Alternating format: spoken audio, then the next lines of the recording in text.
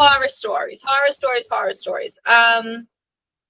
I have one-ish. I mean, we all have couples. We could look back over the years and years, right? I mean, we all have the, oh my God, the client, oh my God, the wax, oh my God, it fell on her brow.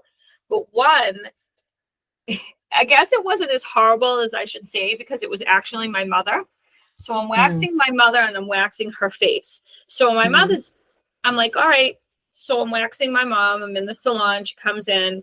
And her chin, her lip, you know, she's Italian, she's hairy, she's got it all over the place.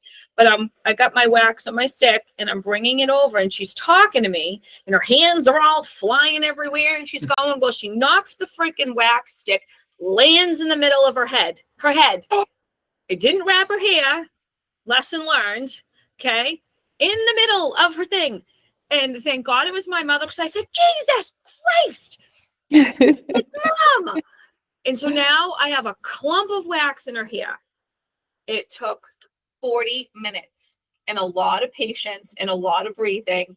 Mommy, oh my goodness, what is going on? And I said, Mom, just lay here. You got to stop moving. You got to stop talking. So I just took oil and oil and oil, and I took a comb and I thank God every day that was my mother and not a client, because I think I would have wrote the nasty Yelp review about this crazy. Oh, yeah.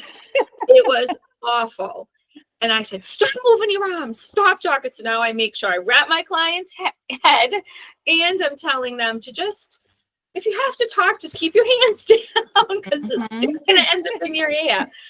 But it was in her, like the middle of her head, and was like a lollipop of wax. I was going to go wax her chin, and plop, did it land right in her head.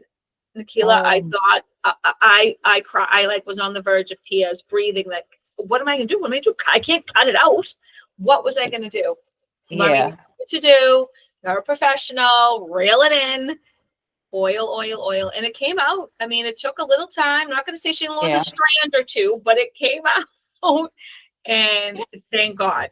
Thank goodness. Thank God it was Mom, huh? Thank God it was Mom. That's what I could say. I mean, I had to listen to her, but I will say, if it was ever a client, I would have been even more a real paying client. Oh yeah, really.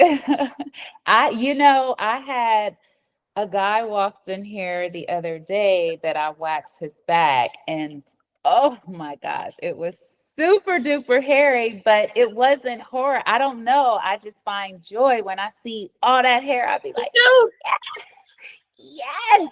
So I don't know. And it came out so good, but it probably was horrible for him, but it's just so good and satisfying to me. So I don't really have a whole lot of horror, especially Mine's are my family members. Yeah. Oh yeah. Oh, my kid. Oh yeah. Oh, it's bad. This is what never to do as an esthetician. So what never to do is to bust out the wax after a few drinks on New Year's Eve when you think you can wax someone at home in your kitchen. Yeah, usually not a good thing to do. So I'm waxing my boyfriend's cousin. He goes, oh, just clean up the back of my neck. All right, sure, we could do that.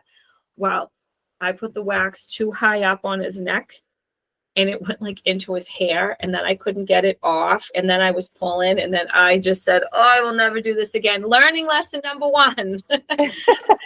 Do not drink. Learning lesson number 2, put their hands down, wrap the head, and don't do it if you've had a few drinks. Right. Yeah, bad story. Bad. It was bad. I was not proud of myself. It was not my finest waxing moment. Oh yeah.